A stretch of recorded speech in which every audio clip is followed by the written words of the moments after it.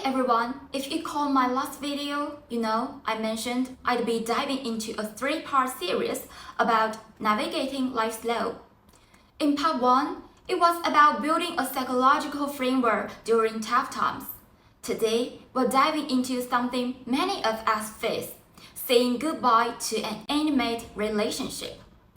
We all hit rock bottom sometimes, when career setbacks crush into emotional struggles, but life keeps going, right?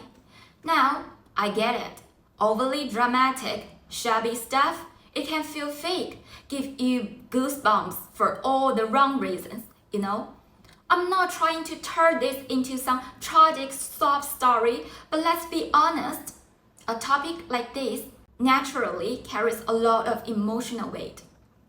My goal here is to focus on my own reflections and takeaways, balancing rational thought with those emotional surges I can't always control. After all, what happened is already a done deal. Let me share my take on intimate relationships. Even the toughest among us, we crave connection. Every relationship is like a dramatic work of art, unique, moving, beautiful, sometimes messy, even when it ends in regret or imperfection. Its value, absolutely irreplaceable. Ending a relationship was not a decision I took lightly.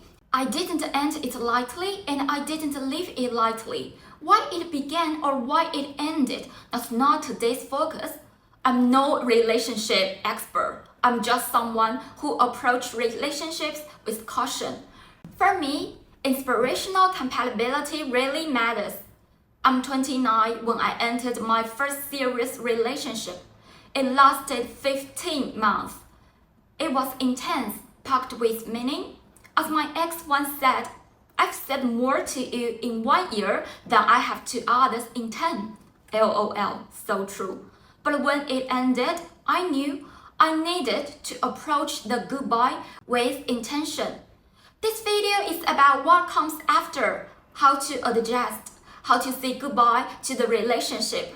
Unless it's essential to the story, I won't overshare details about my ex out of respect for boundaries.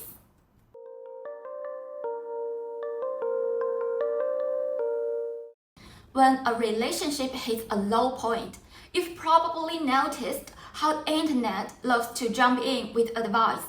Spot a toxic relationship and cut it off fast. And sure, sometimes that's the right move. Some unhealthy patterns do need quick action. But here's the truth. This blame-heavy narrative oversimplifies trauma because in many cases, the right and wrong in relationships aren't intentional choices. They are the residue of developmental trauma. And let's be real, most of us today are carrying some level of psychological struggle, big or small. Nancy McWilliams in her book Psychoanalytic Diagnosis makes an interesting point. The word trauma has lost some of its catastrophic weight. These days, it's often used to describe deep sadness or emotional pain, and honestly, I relate to that. Developmental trauma, like childhood neglect, can make people defensive, avoidant, even come across as cold.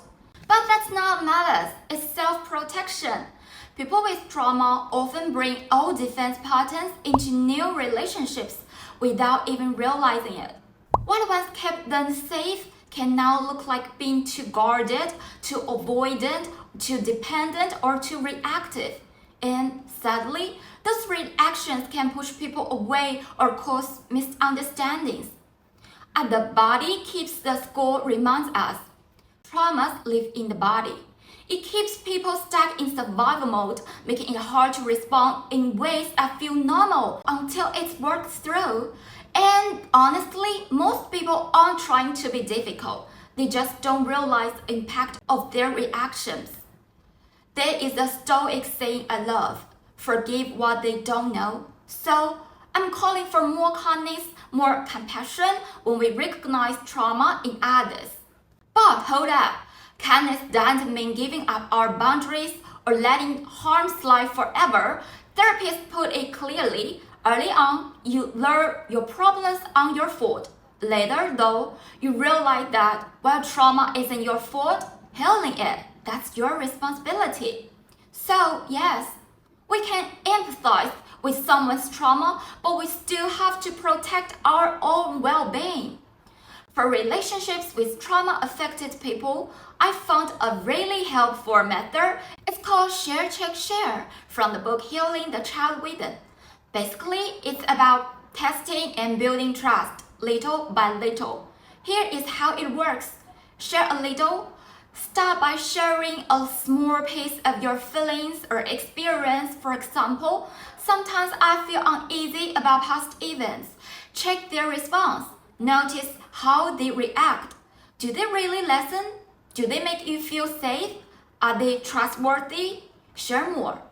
If their response feels supportive, gradually open up a bit more. It helps you figure out if someone is trustworthy. It encourages mutual understanding so both people can feel seen and heard. And it prevents conflicts by avoiding oversharing too soon, especially around sensitive topics. Attachment theory tells us trust takes time to build, and only in safe relationships. Choosing intimacy is always a risk, but the right people are worth it. By testing it step by step, we discover who's really trustworthy. As Brené Brown says, to live authentically, we must dare greatly. Alright, with that groundwork laid, let's dive into today's topic.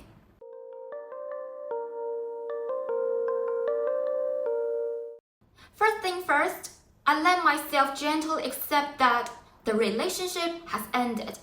I don't have to force myself to get over it right away. I'm just checking in with my core, my values, needs, and typical relationship patterns.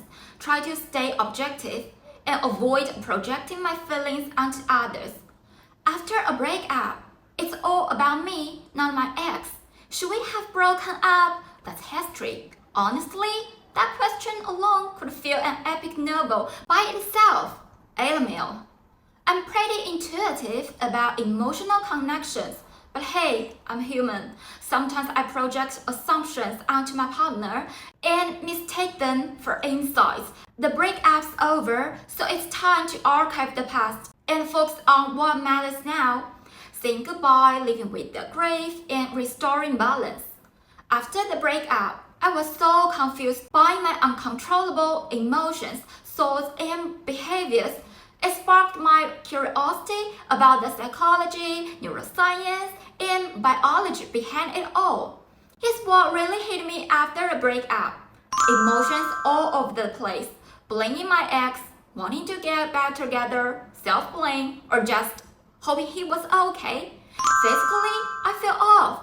Old memories, objects, or places would trigger intense feelings. Loneliness or that weird something's missing vibe.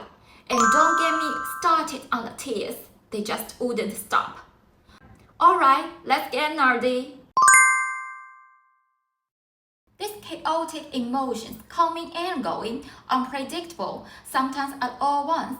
The part of grief, psychologist Elizabeth Kubler-Ross's 5-stage of grief gives us a framework: denial, anger, bargaining, depression, acceptance. They're not random. They're how the brain works through laws, across emotions, thoughts, even physical reactions. And they're not linear.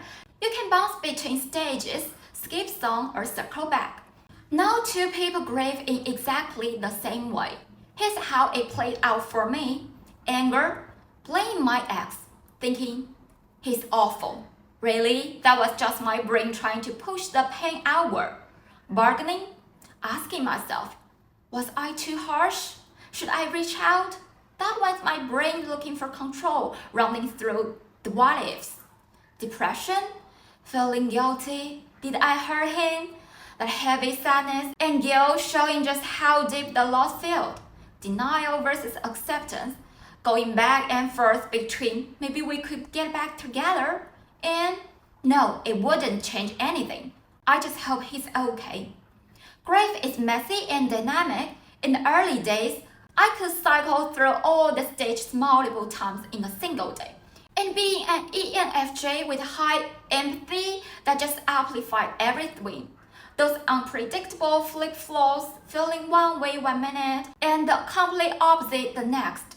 They're really just the stages, overlapping, looping, and climbing. That's the root of those sudden emotion 180s. Some people lean on defense mechanisms like denial, projection, or avoidance, thinking they can bypass grief altogether. But here's the truth. Defense only showed a fragile self for a while. They don't resolve the loss. Denial, for example, can actually fuel cycles of anger or bargaining. And when emotional regulation breaks down, say, through oversuppression, grief doesn't just linear. It intensifies. In fact, prolonged unresolved grief has been linked to low-grade neural inflammation, impacting brain regions like the hippocampus and prefrontal cortex. On the biological side, inflammatory markers like interleukin-6 and tumor necrosis factor alpha can cross a blood-brain barrier and throw off neurotransmitter balance, especially serotonin. That imbalance shows up as fatigue, low mood, or even heightened sensory sensitivity. Nancy McWilliams put it well in psychoanalytic case formulation. When emotions are expressed and understood, they support growth. Grief is a prime example. In normal morning, our nature equips us to move toward peace with life's inevitable disappointments. In other words, completing the grief process, symbolically saying goodbye to past phases of life, recognizing our limits and accepting that we can't have everything, helps foster growth. It also protects us from regression or emotional rigidity. Freud drew a powerful distinction between grief and melancholy. Grief gives meaning to the world through mourning. Melancholy, by contrast, erodes the self and casts the world in shadow. In fact, many forms of therapy can be seen as attempts to transform melancholy into grief, so that loss can be faced, worked through, and ultimately become a source of growth. Even knowing that grief's ups and downs are normal, I still wondered, why does my rational mind say let it go while my emotions just keep surging? Neuroscience offers two explanations. First, let's talk about the amygdala prefrontal cortex connection. Those emotional ups and downs, they come from a tug of war in your brain. The amygdala, your emotion center, versus the prefrontal cortex, which handles rational decisions. The amygdala is super sensitive to attachment figures like an ex. It treats them as a safe base. So memories, triggers, or even imagined interactions can spark strong emotions, anger, knowing, or guilt. Thoughts like, should I reach out? Yeah, that's your amygdala driving attachment impulses. The prefrontal cortex, the brain's rational control center, trying to keep you in check. Reaching out won't help. It won't change anything. But when emotions run high, the amygdala can hijack the prefrontal cortex. That's why 1 second you are totally rational and the next you are swept up in emotion. Study shows that early in grief, the connection between the amygdala and prefrontal cortex weakens, making it harder to regulate emotions and stay in control. Second, your body's clock. Circadian rhythms and hormones play a role. This tug of war gets amplified depending on the time of the day. At night, melatonin rises and prefrontal activities drops. At fatigue and quiet surroundings, and emotions can surge, making the urge to reach out or reconcile feel way stronger than usual. In the morning, cortisol kicks in, boosting alertness and letting the prefrontal cortex take the lead again. Last night's emotions, suddenly they feel totally unnecessary. It's not just a amygdala prefrontal tug of war. Body clock makes the swings between reasons and emotions even more noticeable at different times. You've probably felt this too. Late at night, loneliness wraps around you and the breakup feels unbearable. You are tempted to text your ex. Morning comes, you are relieved you didn't. And when the day gets busy, reason and clarity return, helping you fully accept the situation. These messy ups and downs, they're just your brain and body working through the loss. Totally normal, not a sign that anything's wrong. Why does grief feel like withdrawal? It's all about your brain's reward and attachment systems. Being in a relationship lights up dopamine, your feel-good chemical, and oxytocin, which drives attachment. Basically, it's like an addiction. When the relationship ends, those systems get disrupted, leaving your emotions all over the place. Dopamine crash. Being in a relationship lights up your brain's reward system. Interaction release dopamine, making you feel good. After a breakup, dopamine drops, leaving that empty feeling like something's missing. Your brain tries to get that reward back. Should I reach out? Basically, boggling with itself. Some studies even compare it to nicotine or alcohol withdrawal. And all those feelings of fleeing or vilifying your ex, yeah, that's your brain trying to fill the void with anger. Oxytocin drop. Oxytocin, the bonding hormone, makes us feel safe and connected during intimacy. After a breakup, it takes a nosedive, leaving you lonely, anxious, or guilty. Thoughts like, did I hurt him? Or I hope he's okay are part of this. It's basically a neurochemical withdrawal. Your brain missing the hit it used to get from the relationship. Combine that with the dopamine crush, and you get the raw, addictive feeling pain of a breakup. Why do memories of your ex keep popping up out of nowhere? It's all about memory reconsolidation and intrusive memories. These brain processes are especially active during post-breakup grief. The hippocampus stores vivid emotional memories from relationships, like that amazing date or a big fight. Every time you recall them, what did he say? The memory gets reactivated and updated. But if old attachment beliefs are still hanging around, this just makes the pain, guilt, or longing feel stronger. This amygdala hippocampus loop, memories don't just pump up, they hit your body too. Heart races, stomach tightens, you feel it, not just remember it. Meanwhile, your attachment system still treats your ex as a safe base. So, while your hippocampus is replaying memories, your attachment system keeps triggering emotions. The result, a constant attack of all in your head. I want to reach out, but I know it won't help. These processes are linked, reinforcing each other, which is why the memories and emotions keep coming back, looping together in a cycle of inner conflict. So, these ups and downs, that's your brain rewiring itself. Over time, your neural connections adjust and adapt. Why can't the tears stop? It's not just being emotional. Your vagus nerve, body's reactions, emotional triggers, and hormones are all kicking in. It's not about losing control. Your brain and body are just working hard to protect and heal you. After a breakup, stress throws your vagus nerve off balance, which disrupts your body's calming system, the parasympathetic nervous system, leaving your heart racing, stomach tight, and emotions pouring out as tears. Interoceptive sensitivity means the insona and anterior cingulate cortex amplify bodily sensation, racing heart, tightness, emptiness, making sadness feel even stronger and triggering tears. It's why sometimes you feel fine on the surface, but your body says otherwise. According to attachment theory, a breakup triggers a built-in distress signal.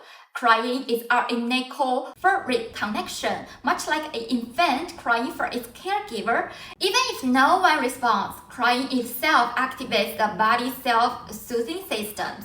On a neurochemical level, after a breakup, dopamine and oxytocin levels crash, pushing the brain into a withdrawal-like state. Tears help flush out stress hormones like cortisol and adrenocorticotropic hormone. So, crying isn't just an emotional release, it's a body built-in way of reducing stress and restoring balance. After understanding the science of a breakup, does it feel a bit more comforting?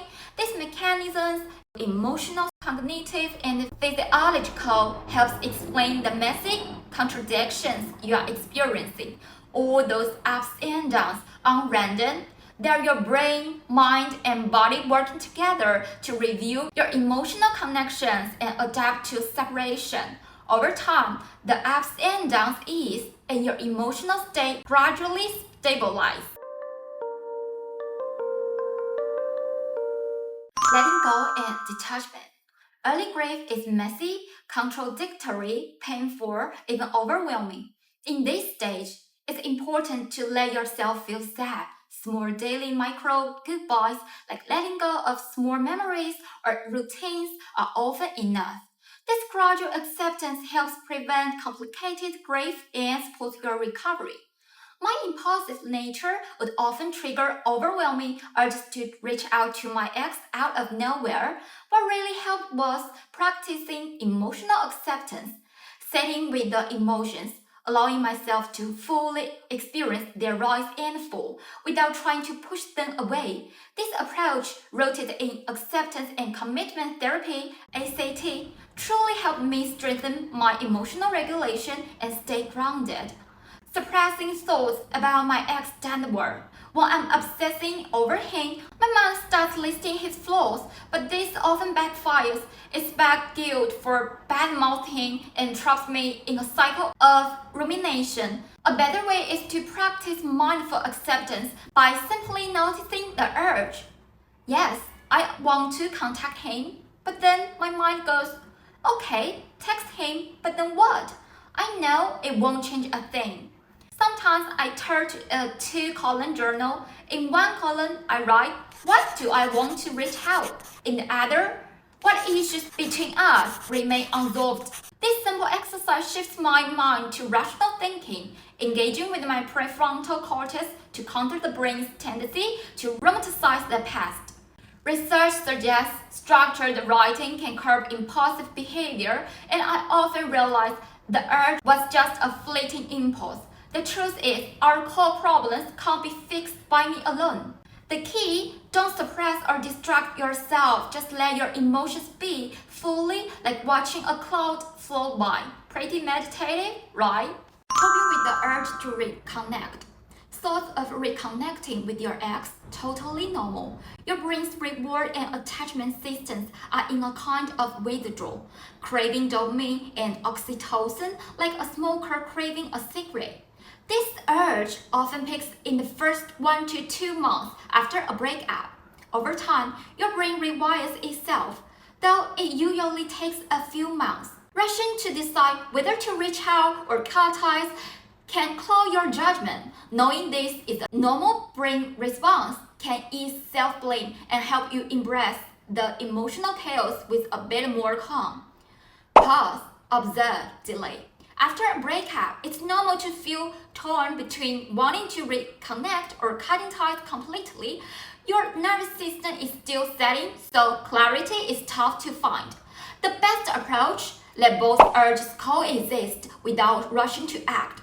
Pause, notice your emotions, and hold off on doing anything. Try channeling your energy into something grounding, like journaling or taking a walk. Often, within 20 minutes to a few hours, the urge fades. You will be surprised how manageable doing nothing can be. Research shows that combining delay with mindfulness eases anxiety, letting your calmer future self make a clearer decisions. The science of impulsive control combined these techniques can boost neuroplasticity and help overcome cravings grounded in the neuroscience and behavioral science. Mindfulness practice can calm an overactive default mode network (DMN), help you notice thoughts of reconnecting as fleeting mental events, not urges you have to act on. Try this. Sit upright and take 3 slow deep breaths. With each exhale, slowly say a mantra or silently thinking, I'm observing this. If you notice physical sensations like a tight chest or racing heart, gently remind yourself this is just a thought. This practice can quiet dim activities, sharpen focus, and bring a greater sense of calm. Behavioral buffering. Research shows that creating a time buffer for strong urges, like waiting 5 to 10 minutes, then extending to 24 hours before acting, can significantly dial down their intensity. You are not suppressing the urge, you are giving it space to breathe. Here's how to do it. Rate your urge on a scale of 1 to 10. If it's above 7, switch to a go-to alternative. Keep a weekly log to see if your delay periods are getting longer. This practice boosts the prefrontal control, reduces the pull of instant gratification, and helps you respond thoughtfully instead of impulsively. Physical regulation. You can channel intense urges through physical actions. Try exercising, taking deep breaths, splashing cold water on your face, or jotting down your thoughts. Over time, this trains your brain to find healthier ways to cope, gradually weakening the neural pathways behind the "I need to contact him" impulse. Guilt and grief release. On top of the strategies I've been using, I also try emotion logging. When emotions surge and my mind feels chaotic, I often spiral into guilt. In those moments, I write it out. Emotion, guilt. Trigger, a sudden memory of his disappointed look. Reflection, any themes honored both our boundaries. Over time, I've noticed regular logging gradually lowers the overall intensity of these feelings. Quick loving kindness practice. When guilt creeps in, I pause for a brief loving kindness meditation, find a quiet spot, sit comfortably, and close my eyes. Take 3 slow deep breaths. For myself, to ease guilt and self-blame. May I find peace? May I forgive myself? May I have the strength to heal? For him, may he be healthy, may he be happy, may his life be full of abundance. Back to myself, may I know I loved sincerely, may I allow myself to move forward with love. Resource review. When sadness, self-pity, or resentment shows up, I pause for a resource review. I reflect on what I still have: family, friends, meaningful work. Knowing I'm driven by purpose, I channel my energy into what truly matters to me. I break big goals into small daily steps. That steady output reconnects me with my core values and sense of purpose.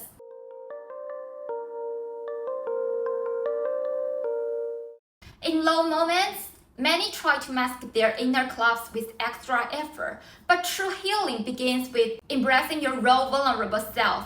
When you hold yourself with kindness, your inner world feels safe again. From there, creativity, focus, and momentum naturally return, and your vitality begins to regrow. As Nancy McWilliams' friend beautifully put it, I'd rather feel anything than be numb, confused, detached, or wretchedly rational.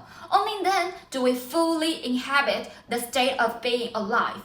In my friend's words, may we forever be moved to tears, so our souls never grow numb. If this resonated, let me know in the comments. Thanks for watching. I will see you in the next one.